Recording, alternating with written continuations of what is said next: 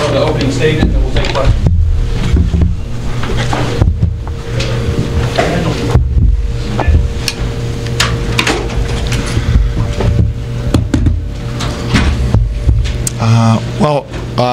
I'm really proud. I thought it was a great game. Of course, it's a great environment here, and thank you.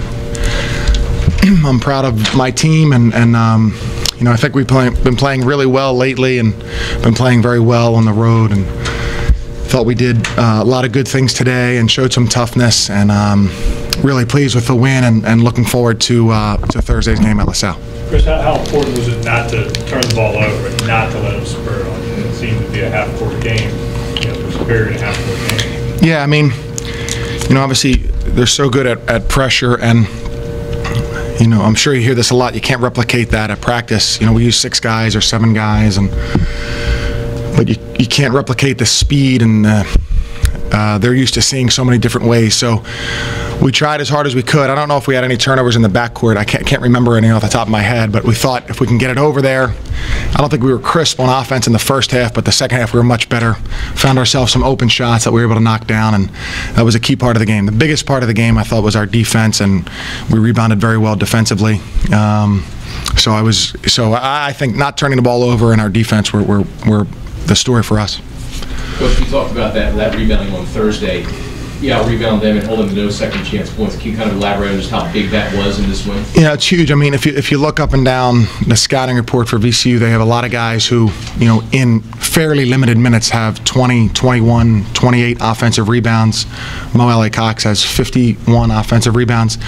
So that's how those guys are scoring and making a contribution. And I thought right from the beginning today, the first few shots that went up, we had, guys in white jerseys up with our hands above the rim, snatching the rebounds, and that was great to see. Multiple guys come up with really big rebounds. Chris, how big is this for practice on Monday? Yeah. You guys have been drilling it into them, and maybe they haven't seen the results on the court as consistently as they would have expected them to come here and put it to work. Yeah, definitely. I mean, it's big, obviously, for our overall how we feel about things. It's such a difference. If you play a great game and lose by 1, you just don't feel good. If you play a poor game and win by 1, you don't feel that bad. So, for us, as a nationally ranked team, that to beat on the road is quite an accomplishment. And our last 2 road games have been against nationally ranked teams, and we feel like, boy, we could have had 2 wins there. But I think going forward, our confidence will be high, and we'll look forward to the remaining part of our schedule. Chris,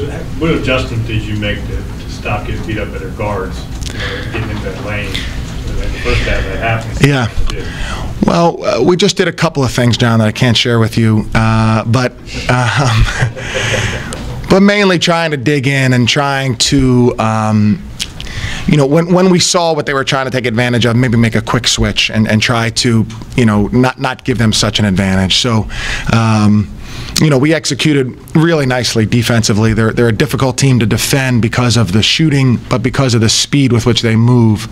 But of course, if you have it in a half court, everybody's a little bit easier to defend. And I thought since we were able to do that, even we had a couple trips where we didn't score from about the 6 minute to the 3.5 minute, or we didn't score. We still guarded, and we still got stops and rebounds. So, Coach, VCU only shot 15% from behind the 3-point line. Yeah. Did you make that a real point of emphasis to take away that 3-point shot? Well, we made it a point of emphasis to contest every 3-point shot. Now, the hardest thing is that in transition, when they get threes in transition, they're going to be uncontested. So we wanted to make sure they didn't get any of those off of turnovers.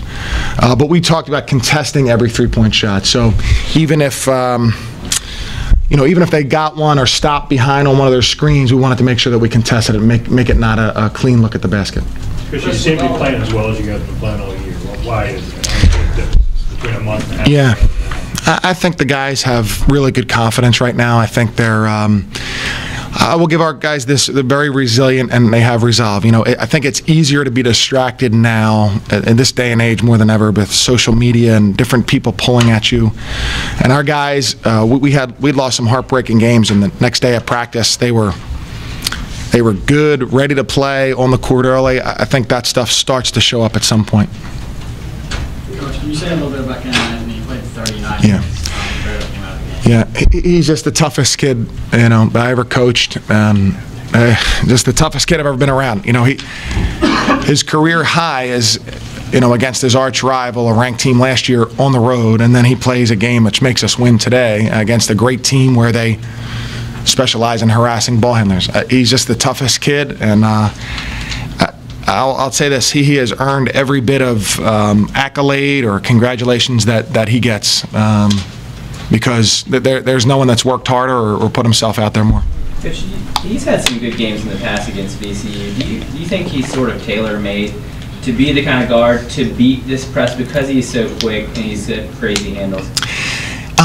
Yeah, I would say he's more than his handles are crazy. So I think in that respect, he has a mindset that he's fearless. And so, to be honest, I think that's the biggest thing. I agree with what you said, that he can dribble and he's so fast, and he can also make a shot, so which can penalize you for pressing him.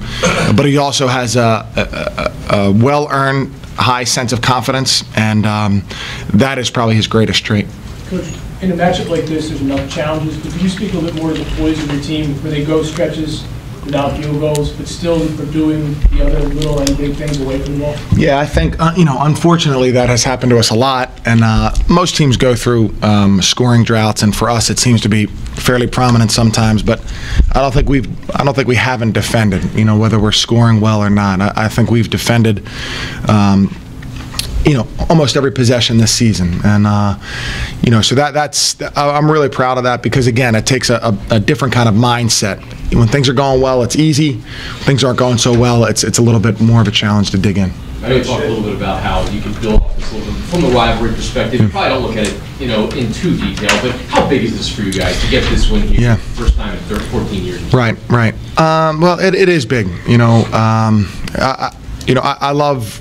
Like most people, I think rivalries make college basketball, and you know, we have to uphold our end of the bargain for all the players who played here, for Coach Tarrant's teams, Coach Beeline's teams, Coach Dooley's teams.